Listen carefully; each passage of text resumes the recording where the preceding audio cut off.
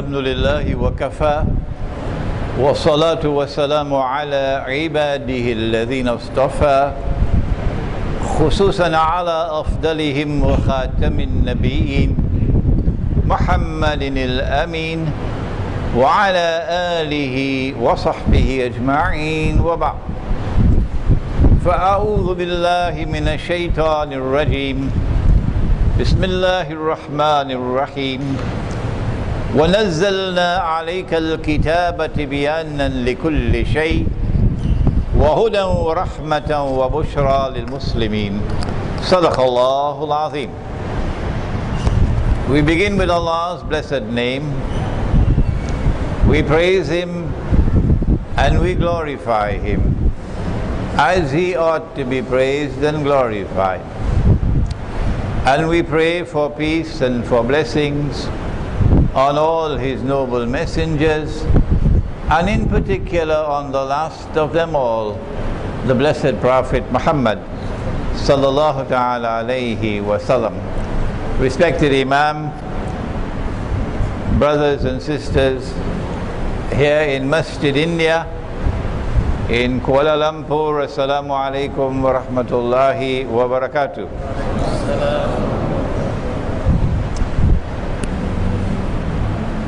It is something very strange indeed as we address you tonight on the topic of the future of Islam in India, Pakistan, Bangladesh, Kashmir. Not the future of Muslims, Pakistanis, not the future of Bangladeshis, the future of Islam in this region of the world. At a time when very strange things are happening in the world, very ominous things, dangerous things are happening in the world. It is clear for those who have been studying what's happening in the world that we are now located at a very, very dangerous moment in history. That in the same way you had the First World War 100 years ago, and then you had the Second World War about 70 years ago, that we are now located at that moment in time when the World War of World Wars is about to take place, about which Nabi Muhammad alayhi salatu wasalam had prophesied. But he didn't call it World War. But the politicians in Pakistan and the politicians in Bangladesh and the politicians in India don't study this subject. Politicians don't study this subject. He didn't call it world wars. What did he call it? Nabi Muhammad sallallahu ta'ala alayhi wa sallam spoke about the malhama. The malhama, the great war. So First World War and Second World War were only preparation for what is now about to occur.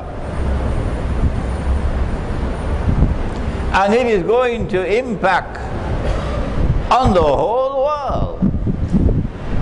But it is going to impact very significantly on India, Pakistan and Bangladesh.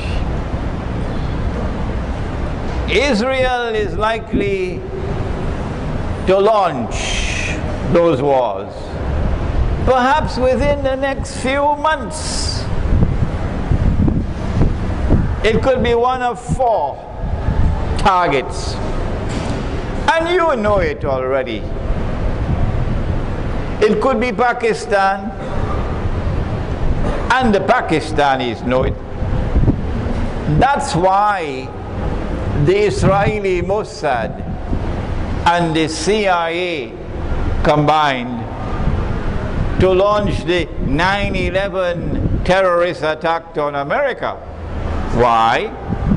Because they wanted to get an opening into Afghanistan, so they could send a few 100,000 troops into Afghanistan, so they can use Afghanistan as the base to destabilize Pakistan.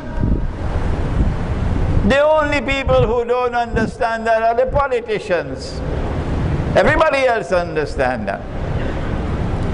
Because if a politician were to say, Israeli Mossad did 9/11, that's it, he's finished as a politician. The Zionists are not going to support him, they're going to finish with him.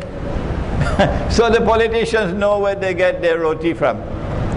And so they'll know what to say and what not to say. And so an attack on Pakistan was prepared since 9/11, 10 years now. And the attack on Pakistan is meant to destroy Pakistan's nuclear plants and nuclear weapons. Why? Because Israel wants to rule the world. Anyone who has studied the Quran and Hadith properly would know that, because they study the subject of Dajjal. You have read my book, Jerusalem in the Quran, have you not? We have it in English, we have it in Bahasa, and I have news for you. We have a very young Imam sitting in front of me here, and he's almost finished translating it into Tamil. May Allah bless the Imam. So you're going to get Jerusalem in the Quran soon in Tamil. Israel wants to rule the world, so that a man can stand up in Jerusalem tomorrow, meaning about 20 years from now, and declare, I am the Messiah, Al-Masih. But we know that the Messiah or the Masih is Jesus, Nabi Isa alayhi salam. So who would he be? He would be Dajjal. In order for him to declare, I am the Messiah, he has to first make Israel the ruling state in the world. And then he can rule the world and say, I am the Messiah. That you understand already. But in order for Israel to rule the world, Israel has to wage great wars. And that's the malhama that's coming. But Israel cannot wage great wars if Muslims have a weapon with which they can significantly threaten Israel. And so no Muslim country must have nuclear weapons. That's the new religion of Israel. That's the new religion of Zionists. That Muslims must not have any weapon with which they can threaten Israel. But Pakistan has that, thanks to Zulfikar Ali Bhutto, who did many bad things, but this was a good thing that he did. Thanks to Ziaul Haq Marhum, who did some bad things, but alhamdulillah he died as a mu'min and shaheed. And others as well, who not only brought Pakistan into the nuclear club, but kept Pakistan there. In order for an attack to be launched on Pakistan, to destroy Pakistan's nuclear plants and nuclear weapons, you will also have to break up Pakistan, so that Pakistan can never revive itself. Because the Pakistanis are going to be very angry. Who is going to do that job? To break up Pakistan? You don't need a PhD to answer that question, do you? Israel's most strategic ally in the world today, after the United States, is India. India used to be secular India under the Indian National Congress. But now India has become Hindu India. Not the Hindu India of Gandhi, a different kind of Hindu India. And this Hindu India is joined with Israel in a strategic alliance. And so India is going to play a significant role in that effort to denuclearize Pakistan and to destroy and break up Pakistan into bits and pieces. I believe the Indian Muslims already know that. They know that. And so that is one of the possible wars that's coming. The second, an attack on Iran. You don't have to tell me that Iran is Shia and we are Sunni. I know that. But I don't subscribe to the view that the Shia are kuffar. If that's your view, that's your view. It's not mine. And when they attack Iran, it will not be only for the possible threat of nuclear weapons in Iran. No. They have another target. And that is to remove this government. It's called regime change. Because this government in Iran is a thorn in their sides. It is not willing to bow and bend before Israel. No. Like Libya under Gaddafi, Libya did not bow its knee to Israel. And if you do not bow your knee to Israel, we can send some foolish mujahideen against you. Some fools who call themselves mujahideen. They're fools. And I have said to them, you are fools. You're not mujahideen, you're fools. Because the Quran has prohibited you from entering into an alliance with a Jewish-Christian alliance, which are the Zionists. And if you do that, وَمَنْ يَتَوَلَّهُ مِنْكُمْ فَإِنَّهُ مِنْهُمْ, says Allah. You've lost your Islam. And so because Libya did not bow to Israel, that's why they attacked Libya.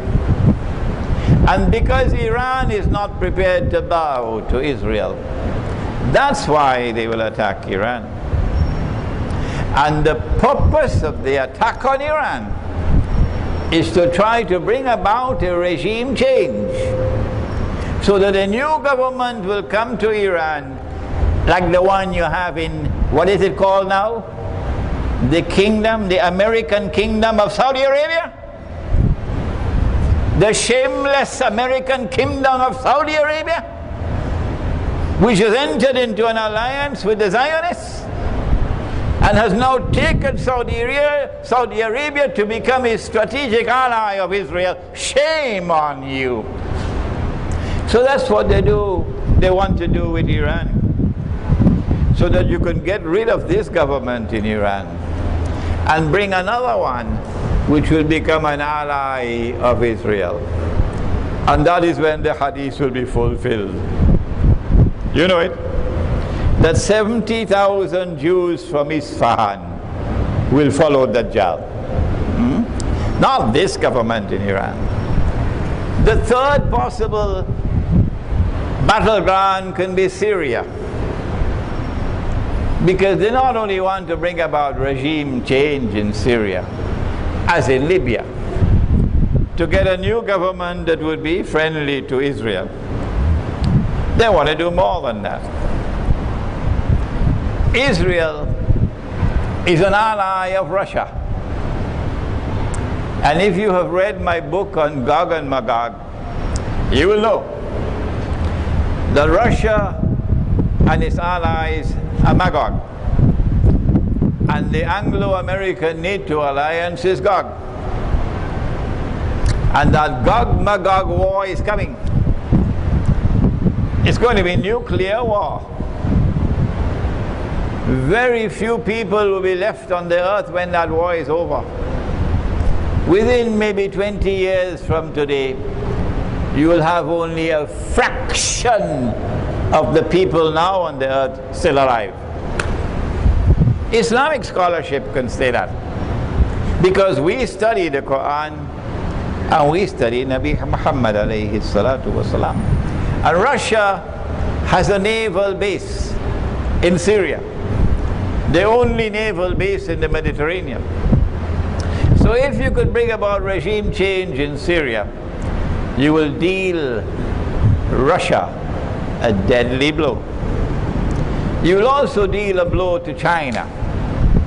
And so we have three possible battlegrounds already. One, Pakistan. Two, Iran. Three, Syria.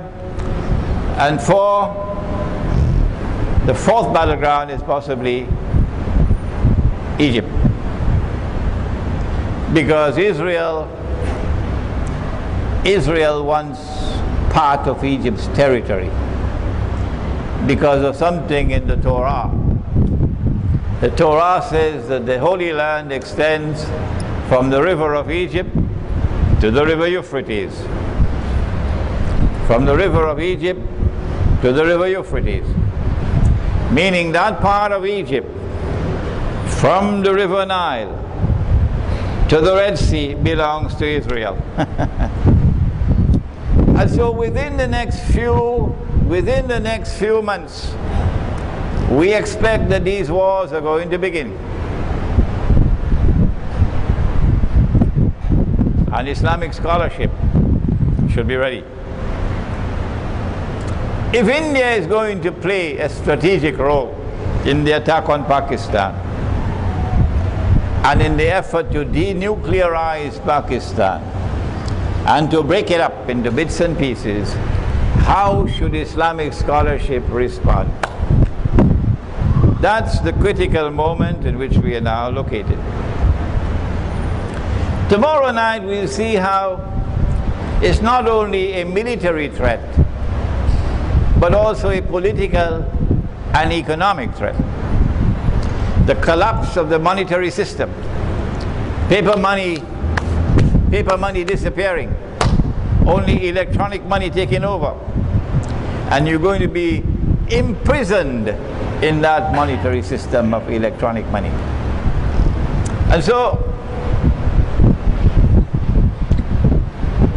we want to now turn in seeking a response and looking to the future for Islam in this subcontinent. We now want to turn back into history to identify a great catastrophe, a debacle, a mistake that was made.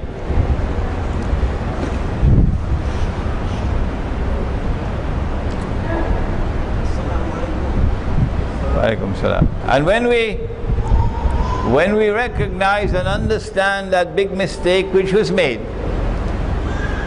when the partition took place, when Britain was decolonizing and the Republic of Pakistan came into being, and then eventually the Republic of Bangladesh came into being, we'll be in a better position, particularly for the Muslims of India, to understand the way forward. And now briefly, because we don't have the whole night,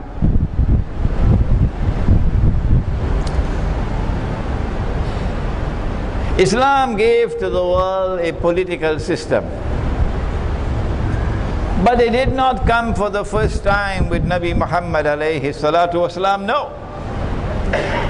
It came for the first time with Nabi Dawood alayhi salam and Nabi Sulaiman alayhi salam, the holy state of Israel in the Holy Land. And that holy state of Israel recognized Allah as Al-Malik, the sovereign. Recognize Allah's authority as supreme, Al-Akbar. Recognize Allah's law as the highest law, Al-Hakam. India, Pakistan and Bangladesh, or South Asia, had the rule of the Mughals, like Turkey and Anatolia and the Ottoman Empire had the rule of the Ottomans. And these were monarchies, but they were still using Islam. And so the shell was there of Khilafah, recognizing Allah as sovereign. And they enforced Sharia until Britain emerged and British armies conquered together with French and German, and they colonized the world of Islam. And so Muslim India was now under British rule. For how long? Maybe 150, 200 years or more. Did this happen by accident? No. This was Dajjal's work. Oh yes. Because Dajjal wanted to bring about change. He wanted to cause this entire Muslim community to be imprisoned in a new political system that he had devised. And so, when the time came for Britain to withdraw, it was not by accident. No. Britain wanted to withdraw, but on the condition that what is left behind will now be carbon copies of the European political system. Oh yes. And so you may say Pakistan ka matlab kya? La ilaha illallah. But I want to know, why is Dajjal hiding behind that mango tree and laughing his head off? He is so happy. Why? Don't you understand, you dum-dum? You have abandoned Darul Islam. You have abandoned Khilafah. And you have embraced the modern state which was created in Europe, which declares that Allah is no longer Al-Malik. The state is now Al-Malik. That is shirk. Allah is no longer Al-Akbar. The state is now Al-Akbar. That is shirk. Allah is no longer Al-Hakam, the lawgiver. The state now makes the law. That is shirk. Why? Why? Why did Dr. Muhammad Iqbal not understand that? Why? Why? Why did Muhammad Ali Jinnah not understand that? I have a book outside. Do please read it. It's small. Iqbal and Pakistan's Moment of Truth. Dr. Iqbal is a great scholar, and I have the greatest respect for him. And when I offer a critical comment about Dr. Iqbal, it does not diminish his stature in my eyes. He still remains a great, great scholar. But the blame lies most of all on the shoulders of Dr. Iqbal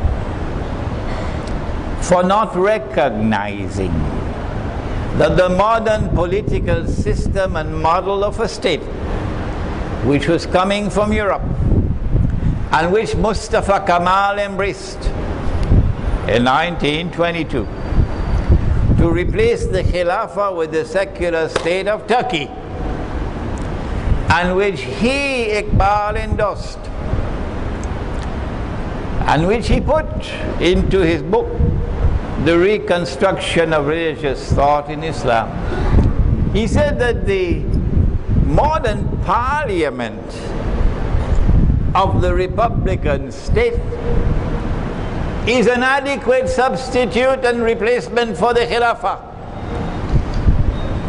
What? Did Iqbal say that? But that's nonsense.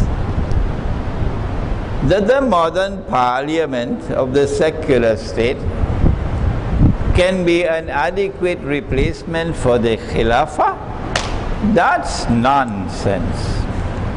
But because Iqbal had the stature that Iqbal had, Muslim religious thought in the whole subcontinent, illa masha'Allah, went along with the bandwagon to create a modern secular state called Pakistan.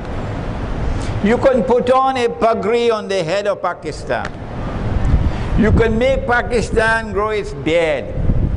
And you can put Pakistan in Sunnah clothes, it's still a secular state, you dum-dum. It is still a state created on the same foundations as all the other secular states in the world, regardless of what you put in the constitution, because hypocritically nobody bothers about it. And so when Pakistan came into being, Muslim India said goodbye. Muslim India said goodbye to Islamic political theory. They said goodbye to Darul Islam. They said goodbye to Khilafah. And then a new, very strange creature came into being. Never saw him before. First time in my life I'm seeing him.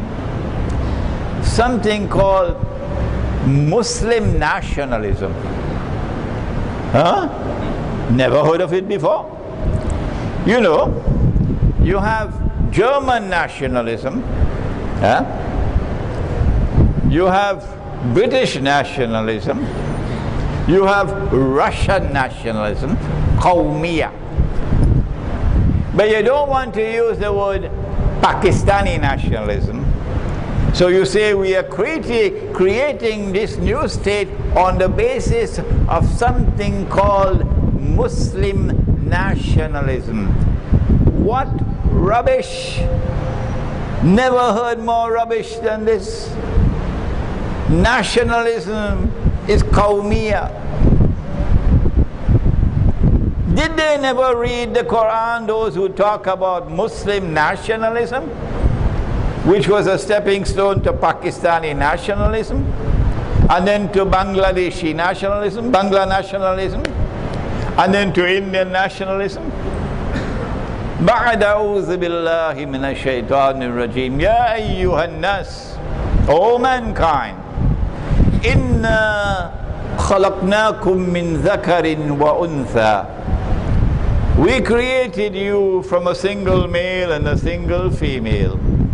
وَجَعَلْنَاكُمْ شُعُوبًا وَقَبَائِلًا, and then we caused you to emerge as nations and tribes. Yes, Allah recognizes in the Quran the existence of nations and tribes. But then He goes on to say, لِتَعَارَفُوا, that your recognition of your diversity as nations and tribes should be a source and it should function positively, something by which you can identify yourselves, but not that Qawmiya should cause one person to consider himself superior to another. That's a disease. Allah goes on to say, Inna akramakum indallahi atqakum. So yes, we want you to preserve your tribal identity. We want you to preserve your identity as a nation, but not to use that as the foundation for a political system. That's wrong. Because that is superiority and inferiority. And so nationalism as a political system is not a part of Islam. And that's what they did. They created Muslim nationalism. And so when Pakistan came into being, guess what happened? When Pakistan came into being, they got Punjabi nationalism on their backs. And then they got Balochi nationalism on their backs. And then they got Sindhi nationalism on their backs. And then they got Pashtun nationalism on their backs. And the people who migrated from India to Pakistan, then they got Muhajir nationalism on their backs. So Pakistan broke up into so many different nationalisms. And then you had the rivalry between nationalism on this side and Bangla nationalism on that side, leading to the birth of Bangladesh. And so, if there is a future for Islam in that part of the world, it will be a future only for those, not for the part-time Muslims, and most certainly not for the politicians. If there is a future for Islam in India, Pakistan, Bangladesh, Kashmir, it will be a future only for those who can make tawbah and step away from the modern secular state and step away from its shirk and its nationalism and return to the struggle for khilafah and return to the struggle for Darul Islam. That is the debacle that occurred about 60, 70 years ago when Pakistan came into being and then Bangladesh came into being. If we are to step away from that debacle and return to Khilafah, the struggle to restore Khilafah, it will make the heart so happy to know that we don't have long to wait. My guess is probably only another 20 or 25 years. And Khilafah is coming back with Imam al-Mahdi. We don't have long to wait. Tell the politicians that for me. We don't have long to wait for Khilafah to come back. And when Darul Islam comes back, Mr. Politician, are you listening? When Darul Islam comes back, do you need a visa as a Muslim to go Pakistan? Would you need a visa to go Bangladesh? Nonsense. Not in Darul Islam. That is a system that has come from Europe. When you have Darul Islam, every Muslim has the right to enter. All that you have is La ilaha illallah, Muhammadur Rasulullah, and you could enter that territory. That's what's coming. But if we are to win that tomorrow, not only must we step away from Qawmiyah. You know those people say, I live for Pakistan. I'll die for Pakistan. I live for Bangladesh. I'll die for Bangladesh. Invite them to live for Allah. Invite them to die for Allah. This is Islam. That is not. There is another thing that they'll have to do. If there is to be a future, before we come to the actual wars that are coming and how to respond, one more thing. Those who are to struggle for the future of Islam in that part of the world have to bring the believers together as a united body. You have to have a jama'ah in which the Sufi and the Salafi can come together as brothers. Is it possible? Huh? Huh? You have to have a jama'ah in which the Barelvi and the Deobandi can come together as brothers. Is it possible? Those who say not possible, please don't come back to my lectures. Please don't come back to my lectures. I can't help you in anything. Go to somebody else. We say it is the function of the Quran and the Sunnah to unite the believers. If the Quran and the Sunnah cannot unite you, you got something with Dajjal. Maybe you got Dajjal in your pocket. Go take Dajjal out of your pocket. And so this is called sectarianism. In Urdu it's called firqabandi. Sectarianism. وَاعْتَصِمُوا بِحَبْلِ اللَّهِ جَمِيعًا, says Allah. It's a command. Hold on, all of you, hold on to the rope of Allah all together. وَلَا تَفَرَّقُوا, and do not be disunited. If you disobey Allah, what will Allah do with you? Have you no fear in your heart of what Allah will do with you? When He has commanded you, hold on to the rope of Allah all together and do not be disunited. Where we want to do it. If you want to keep on holding on to your firqa bandi, then go your way. We can't do nothing for you.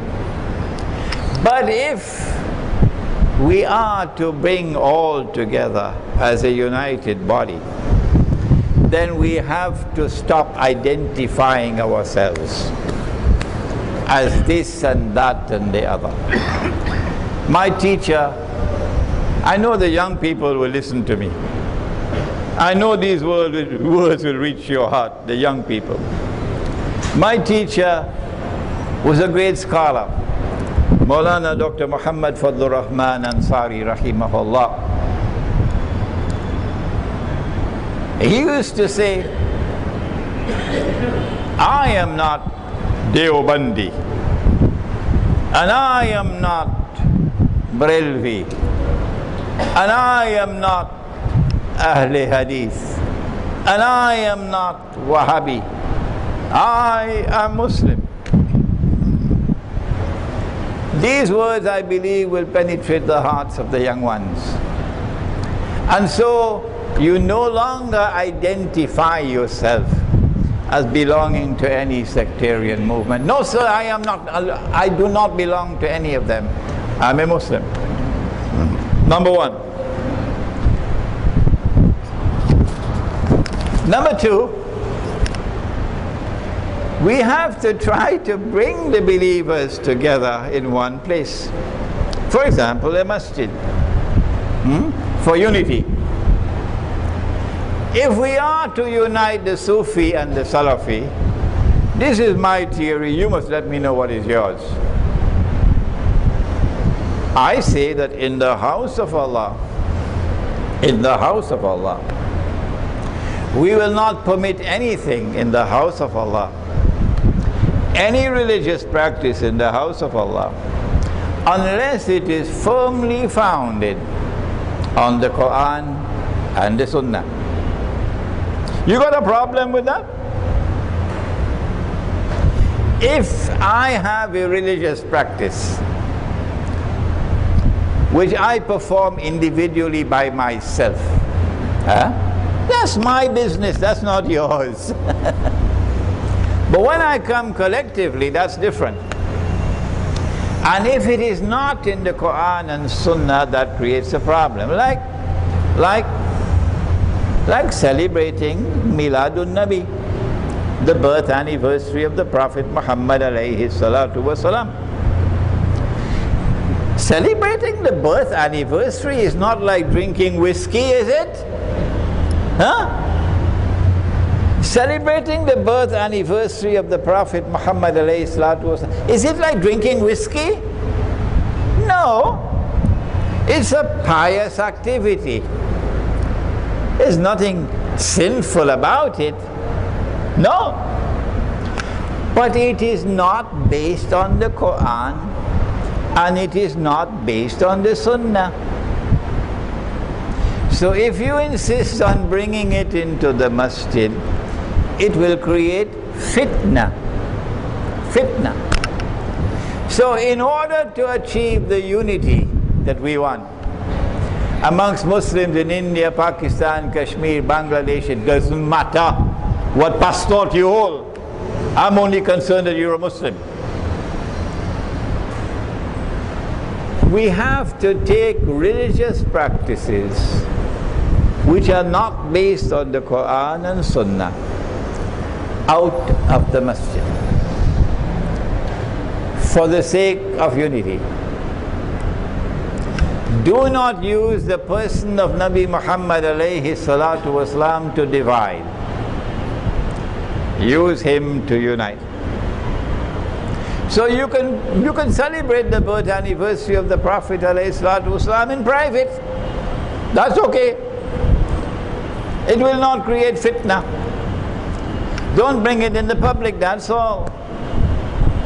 And so with this formula, we will be able to resolve the problem of sectarianism, which is a disease, like a cancer. This fella, because he is Barelvi, will not perform his salat behind that imam. Tabule. Huh? And that one will not perform his salat behind this imam. Huh? And this one saying those are kuffar, and that one saying these are kuffar, and these are mushrikun. Looks like a pilau to me. Huh? A biryani going on here. Huh? You're not going to achieve unity this way. And so these words are going to reach, I know, will reach Pakistan. This lecture will reach Bangladesh, it will reach India, it will reach Kashmir, inshallah. And these words are meant particularly to the young. To the young. Do not bring into the masjid, and do not bring into the public life any religious practice which is not based on the Quran and the universally accepted Sunnah. And in this way the Quran and the Sunnah can unite us all. If you want to do something by yourself individually, you can do it in the masjid, privately. And if you want to have something privately, you can do it in your home, privately. Now then, now that we have dealt with number one, that catastrophe of abandonment of the Khilafah, abandonment of Darul Islam, an embrace of the modern secular state which came from Europe. Thanks to Dr. Iqbal, may Allah forgive him. He is the architect. Because of him, so many others were misled. We now recognize that we have to distance ourselves from that catastrophe. And the heart of the believer must return. Turn away from the secular state and turn back to Khilafah and turn back to Darul Islam. Secondly, we have to denounce and separate ourselves from nationalism. It matters not to me whether it's Malay nationalism or whether it's Punjabi nationalism. It's just as bad. It's just as bad. Innamal mu'minuna ikhwa. We are all brothers. None is superior to the other based on race or tribe or based on color and size. And then we turn to sectarianism. And we said this also is a cancer. Now what do we do? What do we do? Israel is going to strike. Probably within the next few months. And India is Israel's most strategic ally in the world after United States. This poses a serious predicament for Indian Muslims. And we have Indian Muslims sitting in the gathering here. And because the attack on Pakistan is pre-planned, we know it's coming. And the plan is to create an independent Balochistan, which will be another Libya, a Zionist state. And take part of Sarhad and put it into Afghanistan to make a greater Afghanistan, Pakhtunistan. And take that part of Pakistan which is called Azad Kashmir and make sure it goes back to India. And take part of Punjab and part of Sindh and absorb it into India. And maybe even create Karachi as a city-state. What remains of Pakistan would be bits and pieces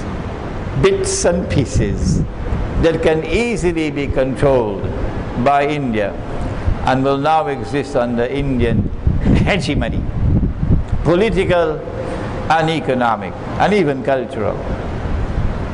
Since we know that this is coming, what do we do? Well, the first thing I would do, if I'm in Bangladesh or in Pakistan, is to get out of the city.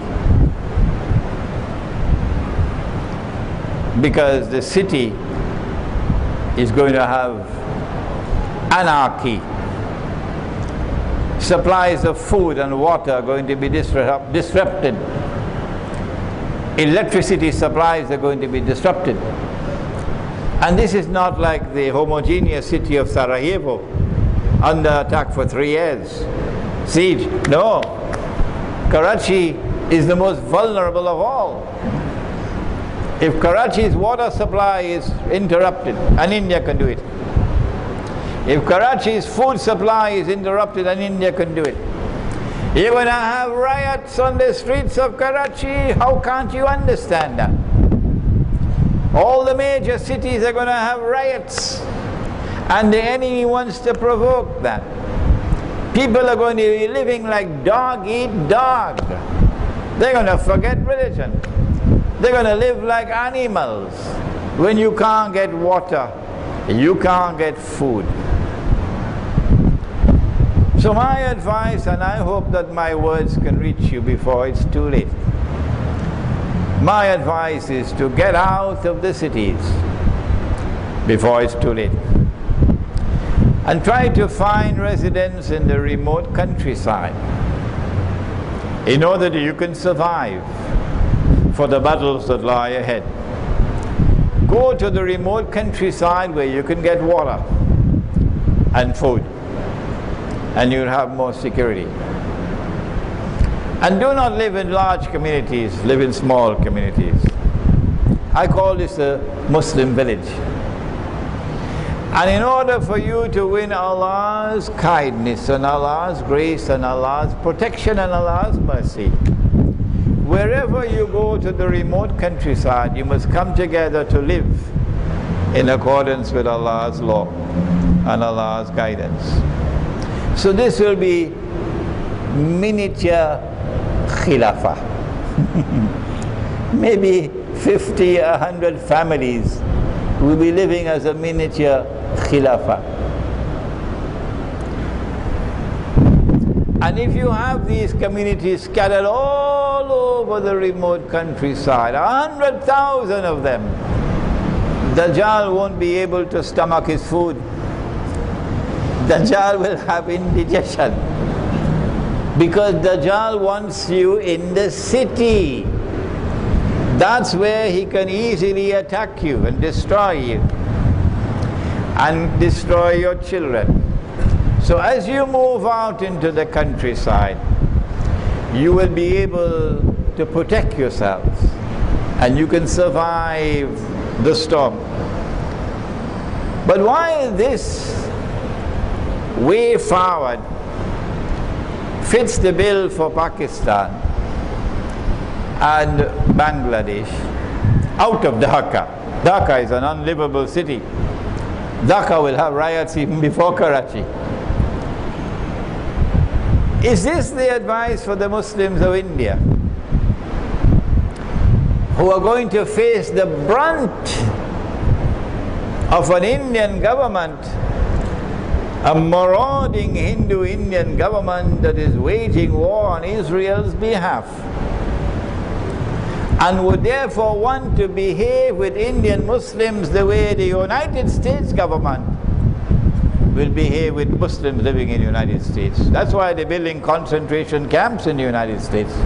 Do you know about that? They're building concentration camps in the United States. And so Indian Muslims have a terrible predicament. And I don't know whether I have enough of advice for them. The first thing I have to say is that this business about moving out of the cities into the remote countryside, once Israel launches her attacks, and making sure that you have food and water, this is not enough for Indian Muslims. No. This can work for Pakistan. This can work for Bangladesh. But I don't think it'll work for India. So then what should Indian Muslims do? I believe that Indian Muslims have to pay primary importance to protecting themselves as a community and not as individuals.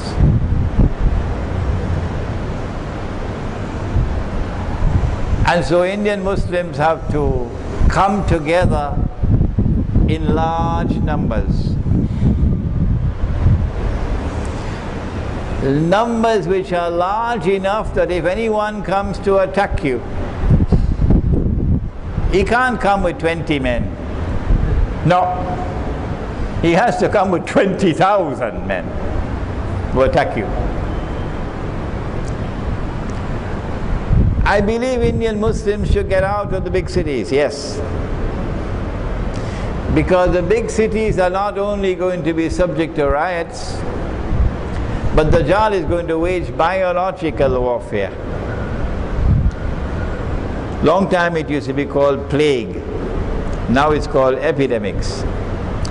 And the last place in the world that you want to be when biological warfare starts is in a city. Because you're going to be wiped out. Wiped out.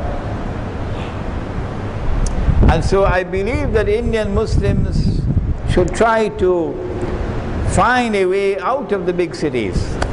Out of the big cities. But when you go to the countryside, you must still maintain a size big enough that if they were to come to attack you, to try to terrorize and to murder people, as they have done so many times in the past, you can't come with 10 or 20 or 200 people. You're going to have to come with an army of over 20,000 or more. And at that time it's going to be an armed conflict. And there are going to be many who will become shuhada. We'll now stop inshallah for Salatul Isha. And then I have a little winding up to do, and then you have your question and answers inshallah. Bismillahi awwaluhu wa akhiruh.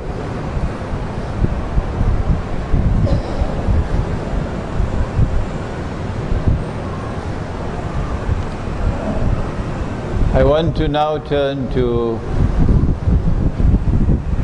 a hadith of the Prophet sallallahu ta'ala alayhi wa sallam connected with India.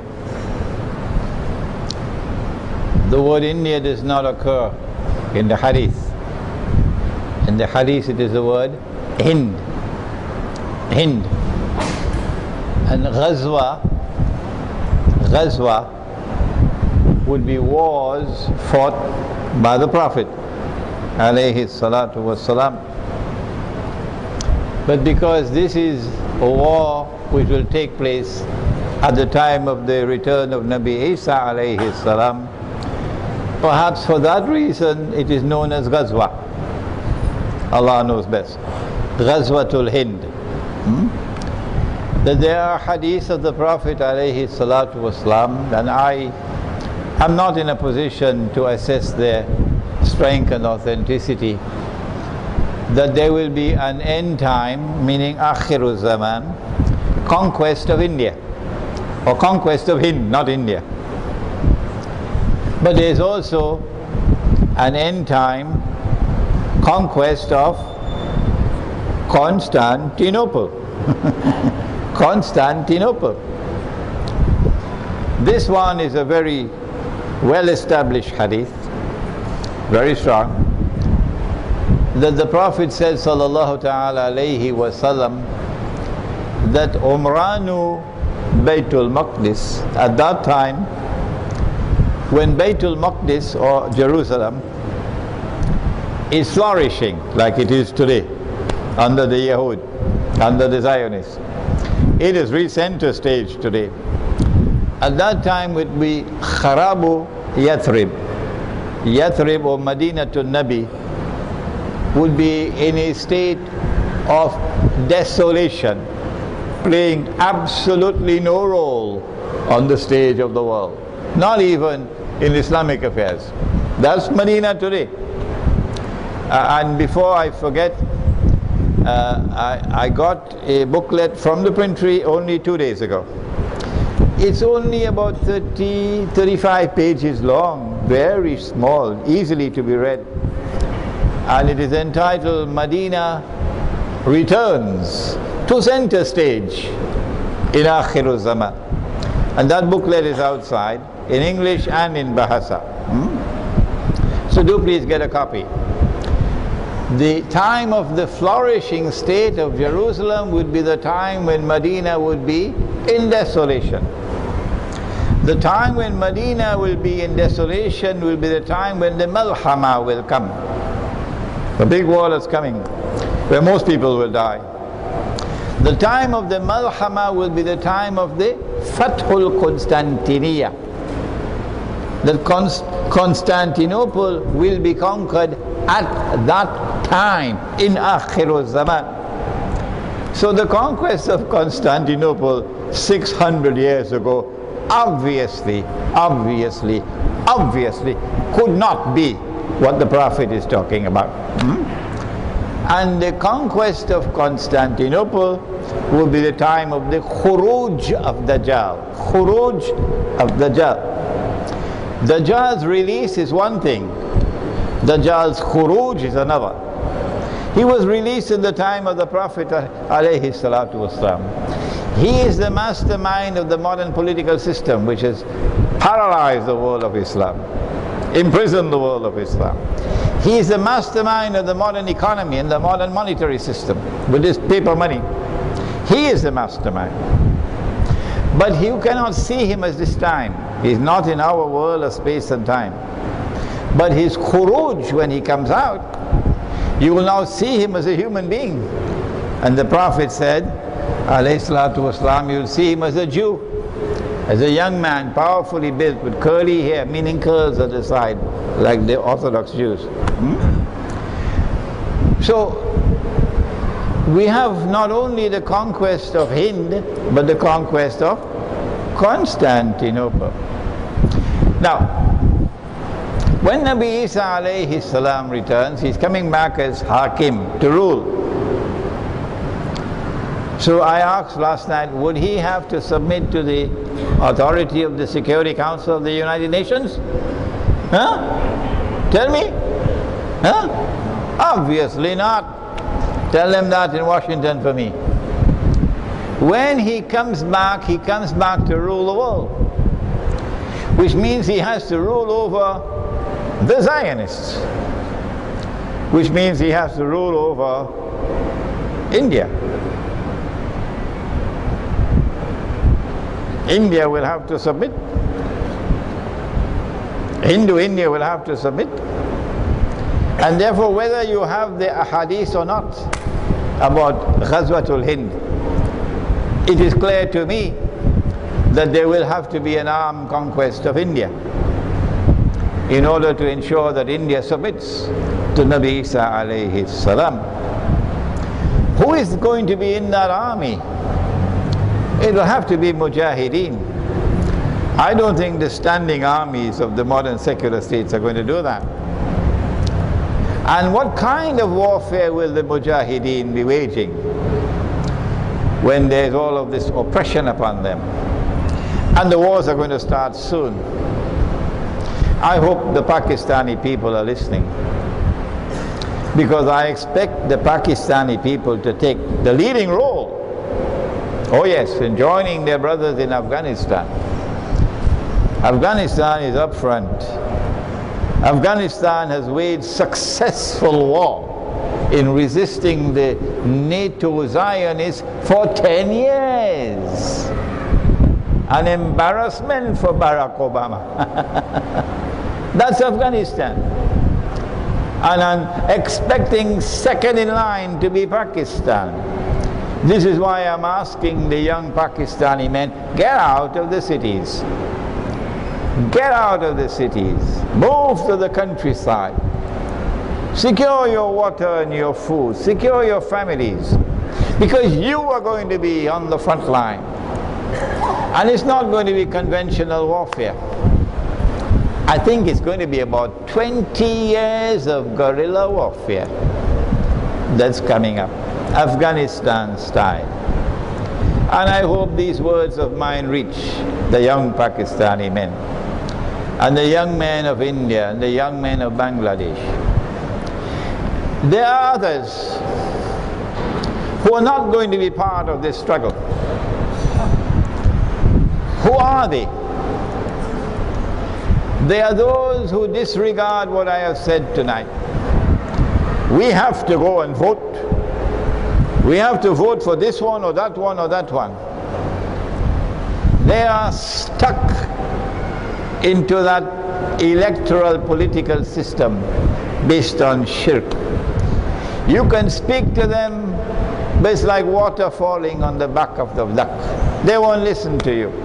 Summun bukmun umyun fahum la yarji'un. These people who, regardless of what you say, they're still going and vote for this party or that party, vote for this man or that man.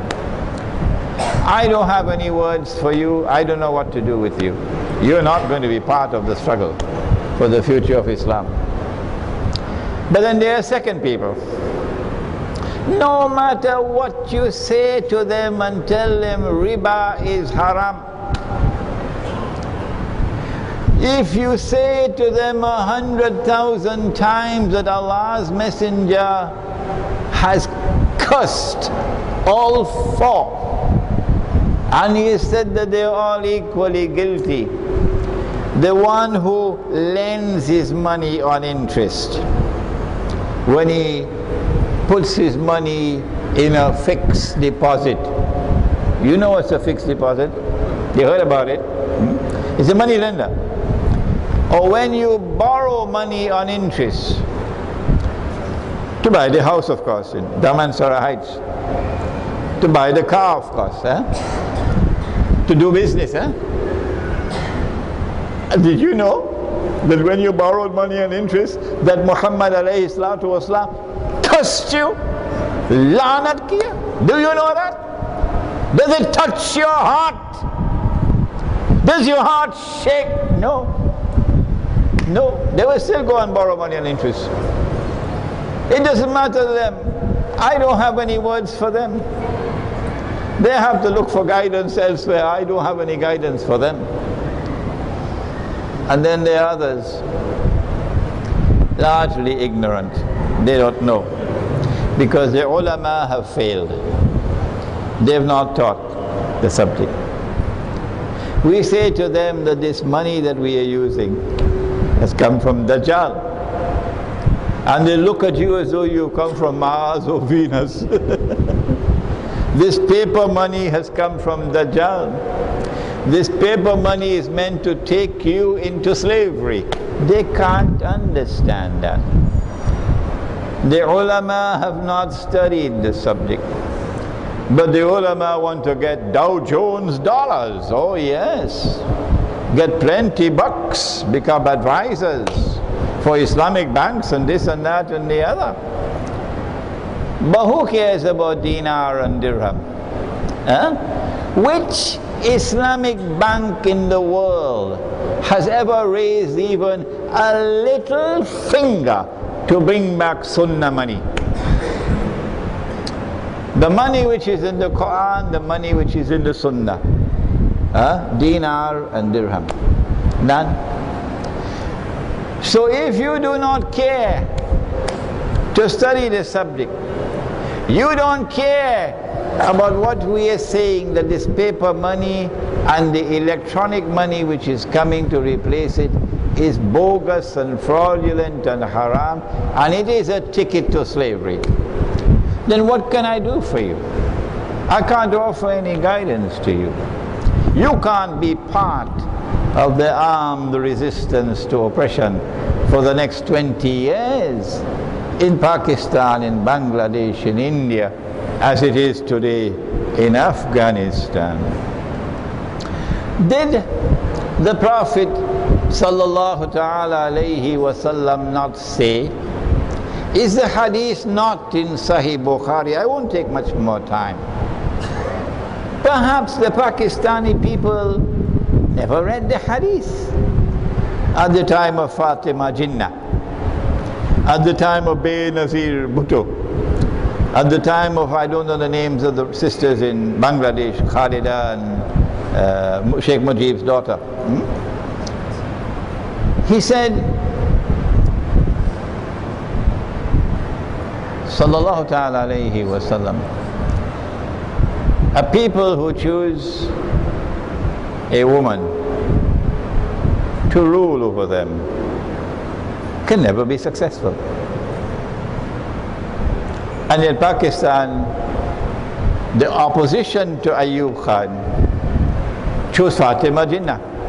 Ulama chose Fatima Jinnah, gave fatwa, called the fatwa of expediency.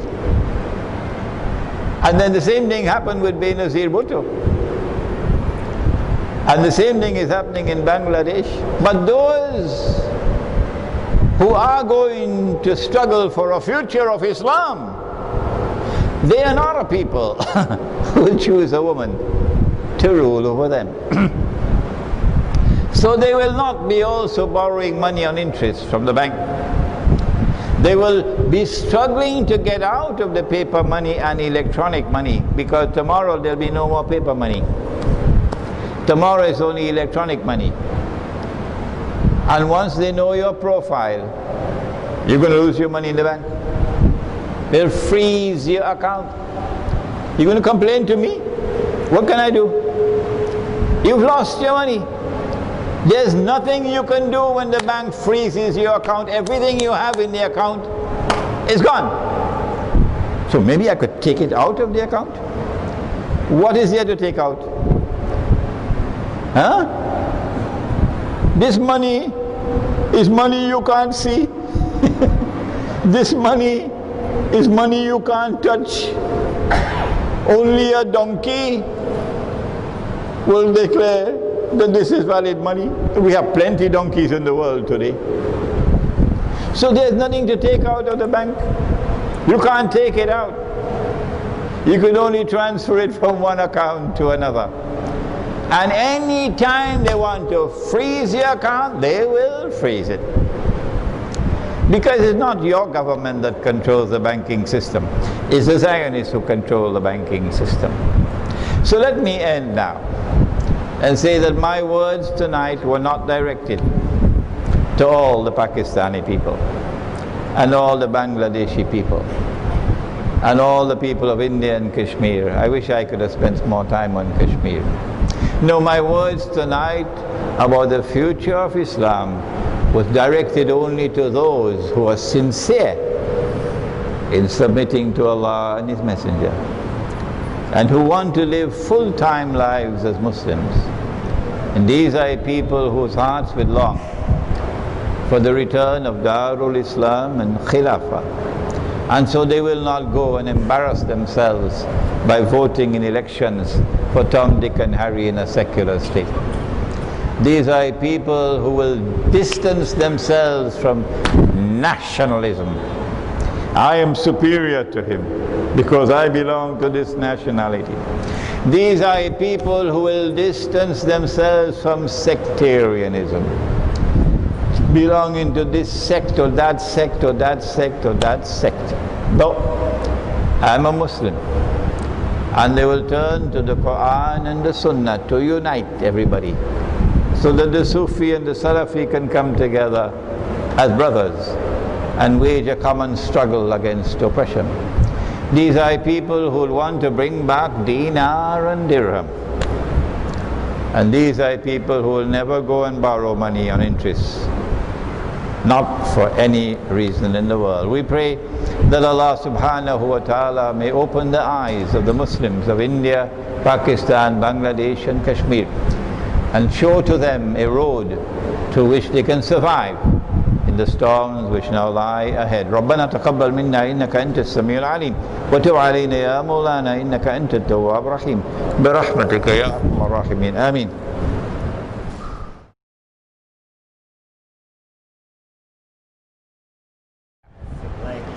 I admire very much the efforts being waged by my brothers in Hizb ut-Tahrir, because they have not abandoned Khilafah and they have not abandoned Darul Islam, and they're still struggling for the restoration of Khilafah and Darul Islam. There's only one difference that divides us, but we're not in any boxing gloves with each other, no, because I show respect for them and they show respect for me. And that is as a result of my study of Ilm Akhir Zaman, or Islamic eschatology. I have come to the conclusion that Gog and Magog today control power in the world, in consequence of which the only kind of war that we can wage over the next 20 years is guerrilla warfare, Afghanistan style. Guerrilla warfare, Afghanistan style, cannot bring back the Khilafah. No. No. The Khilafah will come back, I believe, at that time when Allah destroys Gog and Magog, Dajjal is destroyed, and Imam al-Mahdi emerge with the return of the Khilafah. That's the only difference between me and Hizb ut-Tahrir. The study of Islamic eschatology, or Ilm Akhir Zaman, seems to be neglected by our respected Islamic scholars today. Even though there are some efforts on their part to study Islamic eschatology, however, most of their works fail to build a correlation between that subject and the reality of the world today, in many respects, such as politics, economy, social aspects. Could you elucidate why this is happening and how can we overcome this problem? A very difficult question, eh? Very difficult question. I said last night at Masjid al-Ghufran that Islamic scholarship in the world today has failed, and failed miserably, to understand the reality that confronts us today and to respond to it appropriately. Al-Fadilio, you must have heard of him, and the Murabitun, and Imran Hosein, for the last 15 years or more, in this country, we have been voices crying in the wilderness. Nobody would listen to us when we talked about dinar and dirham, and when we tried to explain that this monetary system is bogus and fraudulent. We were in the wilderness until a secular man, he is not a scholar of Islam, is he? Dr. Mahathir? You see? I'm not aware of that. A secular Dr. Mahathir, a few years ago, launched into a very accurate analysis of the modern monetary system and exposed it as fraudulent. And he called, not the ulama, he called for the return of the dinar. And he said, at least let us start with government-to-government trade. The only other world leader who did that was Charles de Gaulle. Two men that I know of, Charles de Gaulle and Dr. Muhammad Mahathir. Where are the scholars of Islam? Where are they? The scholars of Islam have failed, and failed miserably. One of the reasons why they have failed is because the educational system which has produced them has been inadequate. I gave a lecture in a Darul Uloom in Newcastle in South Africa a few years ago on Islam and the international monetary system. The head of the Darul Uloom was a very old man, Maulana Sima, rahimahullah, 80-something years of age, Darul Uloom, Newcastle. And Maulana Sima came and sat down right in front of me, the old man, and listened to my lectures for 2 hours on Islam and the international monetary system. And at the end of my lecture, the old man said to me, you know, we have to teach this subject in the Darul Uloom. That's what he said. Because he recognized that this was the truth. And he recognized that this was not being taught. So the muftis are given fatwa without knowledge of international monetary economics. One of the blessings that Allah gave to me, He was very kind, was that I first studied Islam and then I studied international monetary economics at 2 universities. And so I took the Quran into the classroom, of course in my heart. I took the Quran into the classroom and I was able to use the Quran to understand their monetary economics. And that is how I was able to explain the subject. Our scholars of Islam today are failing partly because the institutions which are producing them are inadequate, do not have a proper curriculum to teach them what they need to do.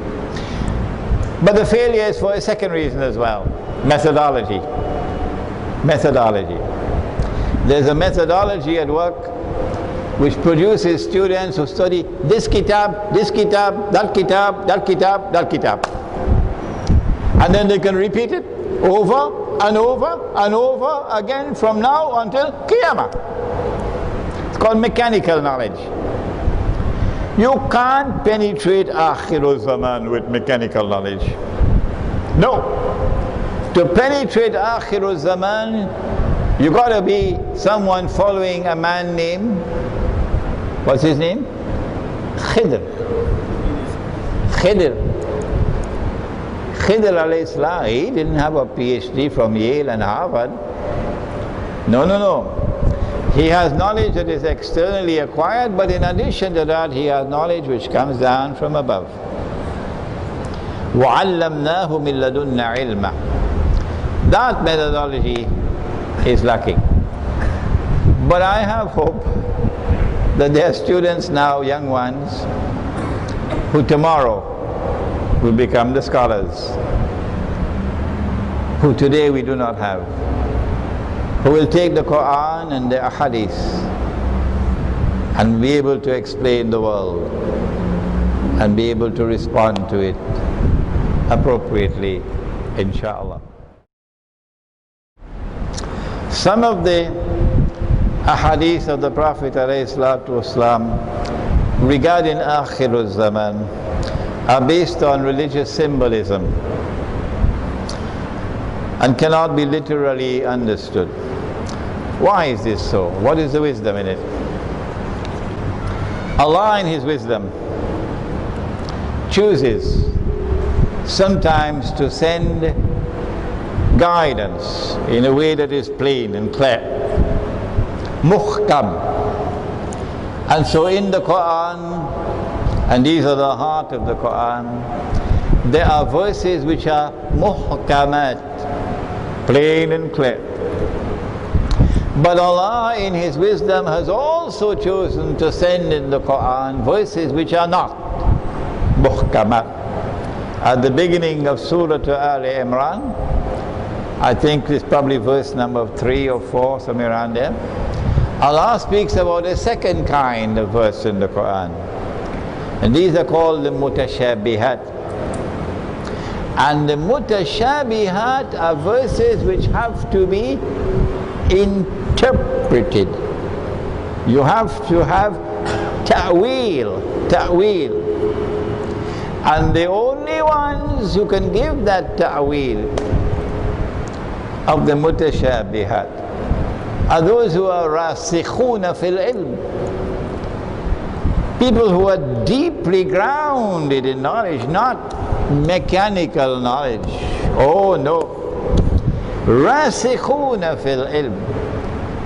People who are rasikhuna fil ilm would be people who see with the nur of Allah. And so Allah has chosen in His wisdom to cause many of the signs pertaining to Akhiru Zaman to be out of reach of mechanical knowledge. And only those who follow the path of Khidr alayhi salam, only they will be able to penetrate the symbolism of Akhiru Zaman. I gave an example about the river Euphrates and the mountain of gold. If you didn't hear about it, go to the internet, check it out. The question pertains to Saudi Arabia. And we mentioned that Saudi Arabia, the American Kingdom of Saudi Arabia is an ally of the Zionists. And the questioner asks, well, why don't you also mention some of the good things about Saudi Arabia? Dajjal is not a fool. Oh no. And so Al Jazeera is not a fool. Oh no. Dajjal is not a fool. And so Al Jazeera is not a fool. In order for Al Jazeera to succeed in brainwashing the Arab masses into supporting the insurrection in Libya and supporting the insurrection in Syria, which are Zionist planned and Zionist financed. In order for Al Jazeera to be able to do that and brainwash these cattle, Al Jazeera has to have impressive credentials. So if you look at Al Jazeera, I don't have television at home, sorry, so I don't read and look at it. If you look at Al Jazeera, you will find that some of the reporting is excellent. Some of the programs are excellent, better than all the other television programs in the Arab world. Okay? It's the same thing with Harun Yahya. If you look at his books and his documentaries and so on, I believe there are probably 100 Harun Yahyas, and not one. You'll find that it is excellently written. The standard is very high. The standard of scholarship is very high. And if you look at the Ottoman Islamic Empire, you see the same thing. That the Ottomans, like Saudi Arabia, enforced the Sharia in many ways. And so we were impressed with what they were doing with the Sharia, the Ottoman Empire.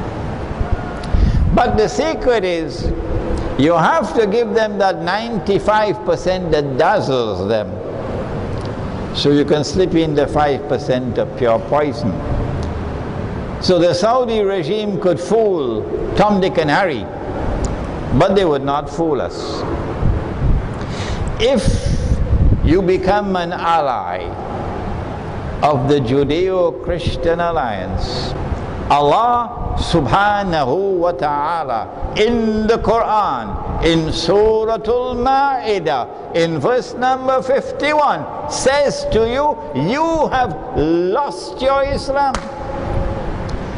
That's what the Saudi leadership have done. They have lost their Islam. So they can apply and enforce as much Sharia as they want, and made Makkah look like Las Vegas, but it won't save them from the punishment that awaits them for having betrayed Allah and His Messenger in a monstrously evil way. Okay, that's it. Last question. The question is, why would they want to attack Pakistan? Because Pakistan is a secular state. I answered you. I said, thanks to the effort of Zulfikar Ali Bhutto, and while he did many evil things, we must also commend him for the good that he did. And to the efforts of Zia-ul-Haq and others. Pakistan is today a nuclear armed state. It is the only Muslim country in the world with nuclear weapons. And the Zionists do not want any Muslim to possess weapons which can threaten Israel.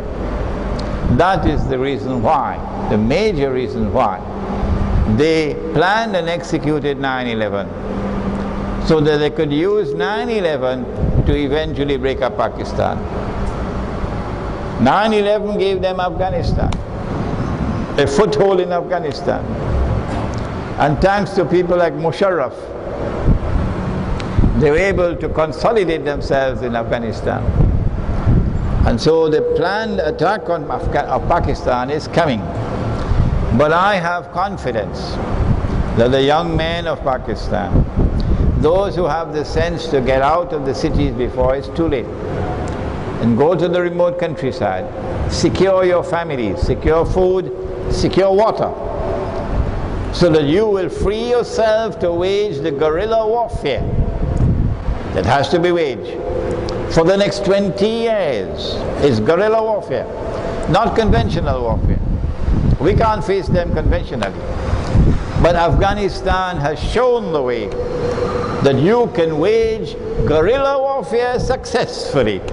And that is what the Pakistani youth will have to do. And I pray that Allah will keep these words in their hearts, that their hearts may respond with a niyyah that we are going to fight. And we're going to wage war to defend ourselves, to defend our families, to resist oppression. And we'll never bend these knees before Israel. Ameen. ربنا تقبل منا إنك أنت السميع العليم وتب علينا يا مولانا إنك أنت التواب الرحيم اللهم أنت السلام ومنك السلام تبارك ربنا وتعاليت يا ذا الجلال والإكرام سمعنا وأطعنا غفرانك ربنا وإليك المصير وصلى الله تعالى على خير خلقه محمد وعلى آله وعلى أصحابه أجمعين برحمتك يا أرحم الراحمين.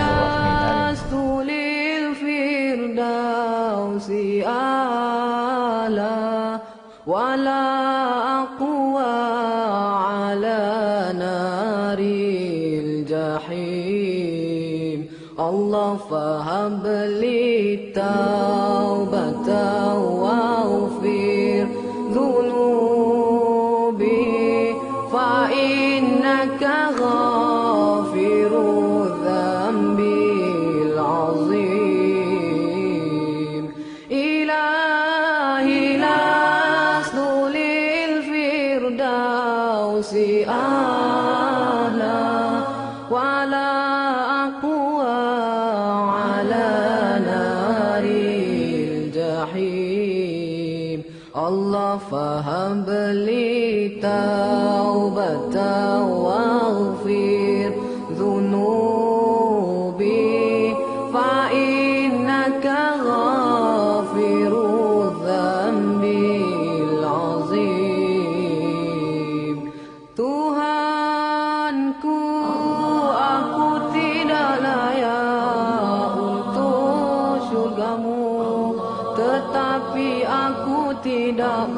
pula sanggup menanggung siksa nerakamu. Dari itu kurniakanlah ampunan kepadaku, ampunkanlah dosaku. Sesungguhnya Engkaulah pengampun dosa-dosa besar. Tuhanku, aku tidak layak untuk syurgamu, tetapi aku tidak pula sanggup menanggung siksa nerakamu. Dari itu kurniakanlah ampunan kepadaku, ampunkanlah dosaku. Sesungguhnya Engkaulah pengampun dosa-dosa besar. Ilahi lastulil firdausi a'la wala aqwa ala naril jahim. Allah fahabli